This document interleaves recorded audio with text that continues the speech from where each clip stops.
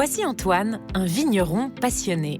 Tourné vers l'avenir, il a choisi de planter une variété issue de l'innovation variétale française. Aujourd'hui, il partage avec ses clients des vins qui reflètent ce choix novateur. Mais comment la recherche a-t-elle permis la diffusion de ces variétés?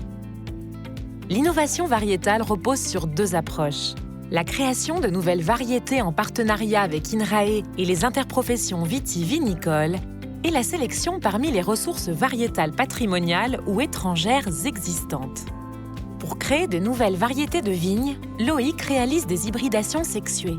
Il dépose du pollen sur les fleurs préalablement castrées et attend le développement des baies. Il collecte et sème les pépins extraits de ces baies pour obtenir de nouvelles plantes et choisir parmi elles les variétés d'intérêt. En parallèle, Olivier explore les vignobles en France et à l'étranger à la recherche de cépages capables de s'adapter au changement climatique. Une fois les caractéristiques agronomiques validées par Loïc et Olivier, c'est au tour de Marie-Agnès d'entrer en action. Elle reçoit plusieurs lots de raisins en petite quantité qu'elle congèle et stocke dans une banque de raisins. Grâce à celle-ci, elle peut réaliser de nombreuses vinifications standardisées en petits volumes à différentes périodes de l'année afin d'évaluer le potentiel œnologique des variétés. Les 60 postes de Vinimag, un robot de vinification développé en partenariat avec INRAE, permettent un suivi précis des fermentations. Une fois les fermentations terminées, les moûts sont pressés avec une méthode standardisée via la centrale de pressurage Nanopress.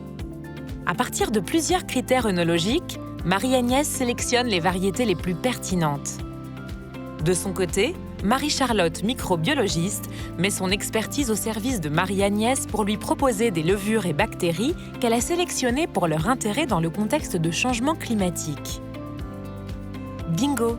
Les sélections œnologiques ont confirmé le potentiel des nouvelles variétés. Les résultats de Marie-Agnès et Marie-Charlotte sont transmis alors œnologues. Ensemble, elles préparent le déploiement des variétés validées en intégrant les levures et bactéries sélectionnées.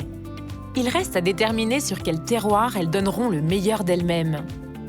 Dans les vignobles pilotes, les variétés sont plantées, récoltées, puis vinifiées dans des cuves expérimentales de 100 litres, équipées de capteurs pour un suivi précis de la fermentation.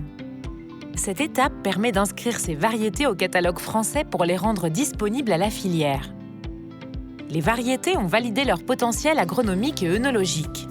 Reste un dernier test, l'analyse sensorielle. Carole, dont c'est la spécialité, va s'y intéresser.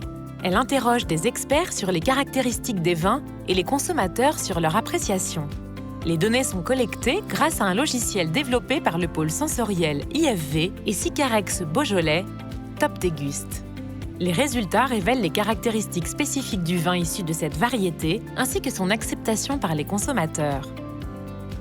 Fort de ces validations, Antoine commande la nouvelle variété auprès de son pépiniériste. Dans quelques années, il pourra proposer un vin répondant aux défis actuels.